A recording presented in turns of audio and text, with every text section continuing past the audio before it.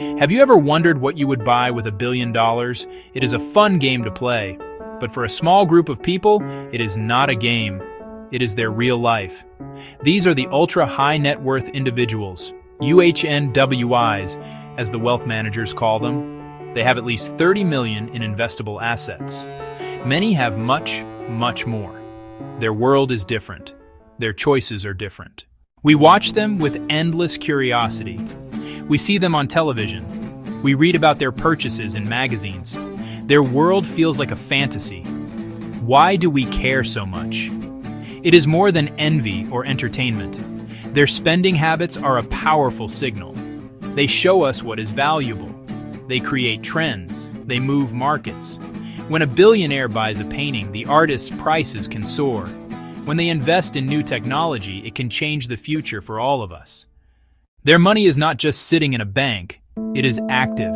It is shaping the world we live in, one extravagant purchase at a time. It is a window into a different reality. Their spending is a story about what money can buy. Can it buy happiness? Maybe not. But it can buy comfort. It can buy privacy. It can buy time. Looking at their choices helps us understand the goals of wealth. Security, status, leaving a legacy. Their shopping carts are clues, pieces of a puzzle about extreme wealth and human desire. The first rule of big money is to own things that last. And nothing lasts like land. For the ultra-rich, real estate is not just about having a place to live. It is about building an empire. It is the foundation of their wealth. They do not just own one home. They own many homes. They have a penthouse in New York City. They have a villa in the south of France. They have a ski chalet in Aspen. They have a beachfront estate in the Caribbean. Each home is a sanctuary. Each one is a piece of their global kingdom. These properties serve multiple purposes. A London townhouse, a base for business in Europe. A ranch in Montana, a place to escape the world. A Hawaiian compound for family gatherings. Having these homes means they are always at home, no matter where they are in the world. It provides a sense of stability and control. They can travel the globe but always sleep in their own bed, surrounded by their own things. Comfort and convenience, a network of personal palaces. But these homes are more than luxurious hideaways. They are powerful financial tools. Wealthy people buy property in places with favorable tax laws. A home in Monaco or the Cayman Islands can be part of a strategy to protect their fortune. Real estate is a hard asset. It's physical. You can touch it. Not like stocks that can disappear overnight. It holds value and often grows. A safe place to park hundreds of millions. A store of wealth for generations. Sometimes one home isn't enough. The truly wealthy want their own world. So they buy a private island. Visual, private island aerial. Richard Branson has Necker Island. Larry Ellison owns most of Lanai in Hawaii. An island is the ultimate status symbol. It says, "I bought my own geography." It offers unparalleled privacy. There are no neighbors. There are no tourists. It is a personal fiefdom. Owning an island is not just an investment in real estate. It is an investment in total, absolute seclusion from the rest of the world. When you have immense wealth, security becomes a top priority. A home must be more than beautiful. It must be a fortress. Mansions are designed with safety from the very beginning. They are often in gated communities with private security forces. But protection goes farther than the gate. These homes are technological marvels. Motion sensors, infrared cameras, pressure plates on floors, like something out of a spy movie. The most important room you might never see, the panic room. Not small steel closets of the past. Today's panic rooms are luxury bunkers, entire hidden apartments, air filtration systems, to guard against biological attacks, independent power sources, secure communication lines, stocked with food, water, medical supplies. A family could live comfortably for weeks, the ultimate insurance policy. Security extends beyond the walls. The grounds are part of the defense. Landscaping removes hiding spots. Trees placed for clear sight lines from security posts. Some estates have radar to detect drones. Layers of protection. Multiple barriers before reaching the house. This security provides peace of mind. It lets the family feel safe at home. All of this costs a fortune. Millions to install. Hundreds of thousands per year to maintain. For the ultra-rich, it's non-negotiable, a necessary cost of their lifestyle. What do you buy when you can afford anything? You buy things that are one of a kind. You buy beauty. You buy history. The ultra-rich are the biggest players in the world of collectibles. They spend fortunes on fine art, rare watches, vintage cars, exquisite jewelry. These are often called passion assets. They are things you buy because you love them. But they are also serious investments. A great painting can be a better investment than stocks or bonds. It is a way to diversify a portfolio. Art is the king of passion assets. Billionaires compete at auction houses like Christie's and Sotheby's. They pay record prices for works by Picasso, Warhol, Basquiat. In 2017, a Saudi prince paid $450 million for Leonardo da Vinci's Salvator Mundi. Why pay so much? It is about more than just owning a beautiful painting. It is about owning a piece of history. It is the ultimate trophy. Having a masterpiece on your wall is a powerful statement. It says you have not just money, but also taste and culture. These purchases also create social access. The art world is an exclusive club. Being a major collector gets you invitations to private museum dinners, artist studio tours. It puts you in the same room as other powerful people. It is a form of social currency. Your collection becomes part of your identity. You become known as the person who owns the Monet. It is a way to build a personal brand and a legacy that will last long after you are gone. Let's look closer at these passion assets, shall we? They are not just random objects. They are symbols of craftsmanship and history. Take rare cars, for example. A collector does not just buy a fast car. They buy a story. A classic Ferrari Bugatti is a rolling piece of art. It represents a golden age of engineering and design. Owning one is like owning a sculpture that you can also drive. These cars are often shown at exclusive events like the Pebble Beach Concours d'Elegance. It is a way for owners to share their passion and compete for prestige. Then there are watches. For many wealthy men, a watch is the only piece of jewelry they wear, but it is so much more than that. Rolex, Audemars Piguet, Patek Philippe. It contains hundreds of tiny parts working in perfect harmony. They are handmade by master craftsmen over hundreds of hours. A rare model is not just a status symbol. It is an appreciation for skill and tradition. And like art, the best ones hold and increase their value over time. Jewelry is another key category, especially rare gems. A flawless blue diamond, a perfect Burmese ruby. They are incredibly scarce. Their value is timeless. These are not the diamonds you see in a mall jewelry store. A single stone can be worth tens of millions of dollars. For the ultra-rich, these gems are the most concentrated form of wealth on earth. You can hold $50 million in the palm of your hand. This makes them a very portable and discreet way to store and move a fortune if needed. Ultimately, collecting is about the hunt. It is about finding that rare piece that no one else has. It can take years to find a specific painting or a watch with a unique history. The money is almost secondary. The thrill comes from the pursuit and the final acquisition. For people who can buy anything they want instantly, this challenge is exciting. It gives them a goal. Each object in their collection tells a story. It is a story of their taste, their knowledge, and their power to acquire the rarest things in the world. A rare Patek Philippe watch can sell for over $30 million. A 1962 Ferrari 250 GTO is worth more than $50 million. These items are incredibly rare.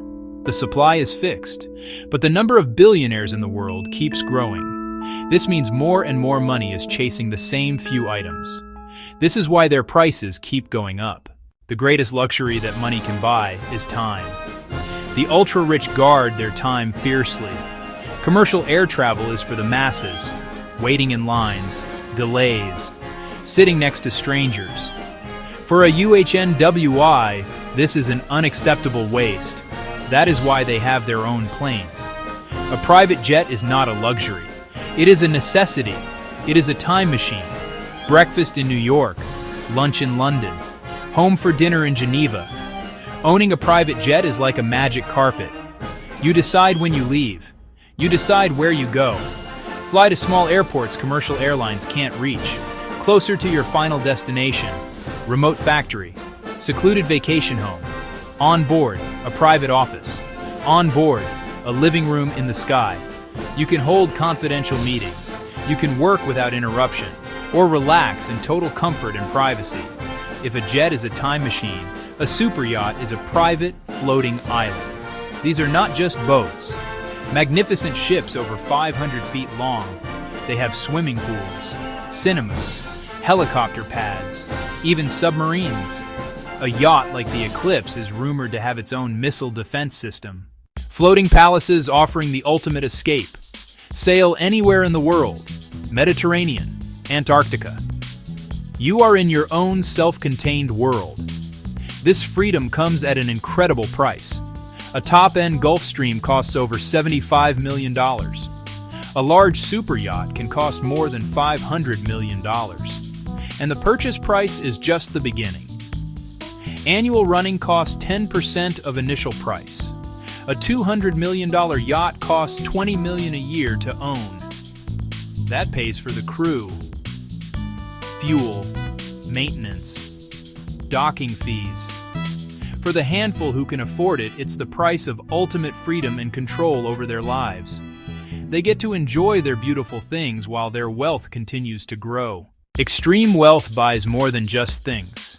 It buys an entire ecosystem of services. The goal is to remove all of life's daily frictions. The UHNWI lifestyle runs on an army of private staff. This is not just butler, cook, house manager, multiple chefs, nannies, tutors, chauffeurs, personal trainers, housekeepers, gardeners. For a large estate, the private staff can number over 100 people. It's like running a small luxury hotel where you are the only guest. This personal service economy extends far beyond the home. The wealthy use concierge services for everything. These companies are like a personal assistant with a magic wand. Need front row tickets to a sold-out concert? Need a rare white truffle flown in from Italy for a dinner party tonight? Need to arrange a private tour of the Louvre after it is closed to the public? The concierge service makes it happen. They have networks and connections that can open any door. The only limit is your imagination and your bank account. Health is another area of intense private spending. The ultra-rich do not wait in a doctor's office. They have concierge medicine. For a large annual fee, they get 24/7 access to a top doctor. This doctor might travel with them. They coordinate all their medical care, bringing in the world's best specialists for any issue. Some billionaires go even further. They fund their own medical research focused on life extension and anti-aging. They are trying to use their wealth to conquer sickness and even death itself. It is the ultimate investment in oneself. All these services create a frictionless life. The dry cleaning is picked up and dropped off. The cars are always full of gas and perfectly clean. The refrigerator is always stocked with your favorite foods. A team of people works around the clock to anticipate your every need. This allows the wealthy individual to focus all their energy on what they care about most. Running their business, managing their investments, pursuing their passions. Their life is put on autopilot, managed by a team of dedicated professionals. When you can have anything, you start to want things that nobody else can have. This leads to some truly unique and strange purchases. It is the world of bespoke, a word that means custom-made just for you. This can be anything. A billionaire might commission a famous architect to design not just a house, but a doghouse that is a perfect miniature replica of the main mansion. Another might pay a famous musician $1 million to play a single song at their birthday party. These are experiences designed to be unique. Sometimes these purchases seem bizarre. A wealthy tech entrepreneur might spend millions to be cryogenically frozen after they die, hoping to be revived in the future. Another might buy a decommissioned military tank for fun just to drive it around their country estate. One story tells of a Middle Eastern sheik who wanted the interior of his private airplane to be covered in solid gold. These purchases defy normal logic. They are not investments. They are not about status in the usual sense. They are about fulfilling a personal whim, no matter how strange. The ultimate unique purchase is a legacy. Many UHNWIs spend enormous sums on philanthropy. They build new hospital wings. They build university departments. They build art museums. And they put their name on them. Bill Gates is trying to eradicate diseases. Mackenzie Scott has given away billions to charities. This is a way to use wealth to shape the world for the better and to be remembered. The name on the building lasts for centuries.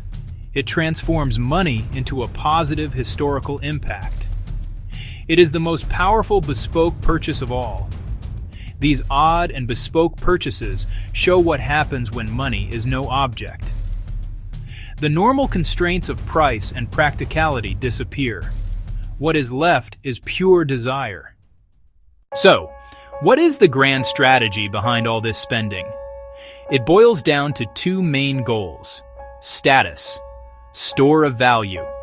Every major purchase the ultra-rich make serves one or both of these purposes. A flashy sports car, a huge diamond. It is a way to signal your position in the wealth hierarchy. It is a form of communication. It says, "I have made it." In a world of billionaires, you need very loud signals to be heard. The second goal, store wealth, the practical side. Money in the bank can lose value due to inflation. The stock market can crash. A penthouse in Manhattan, a painting by Jean-Michel Basquiat, a collection of rare wines. These purchases protect a massive fortune from risk. It is a defensive strategy. It is about making sure the family stays wealthy for generations. The cleverest purchases achieve both goals at once. A private island, a rare Patek Philippe watch. This is the genius of UHNWI spending. They have found a way to turn luxurious consumption into savvy investing. They get to enjoy their wealth while it continues to grow. It is having your cake and eating it too. In the end, looking at what the rich buy tells us a lot about the nature of money itself. It shows us that at the highest levels, money is not just for buying things. It is a tool for buying time. It is a tool for buying privacy. It is a tool for buying security. It is a tool for buying influence. It can be used to display power, or to quietly preserve it. The choices these individuals make, from their homes to their hobbies, are a masterclass in wealth management. They invite us to think, if we had that kind of money, what would our choices say about us? What would we value most?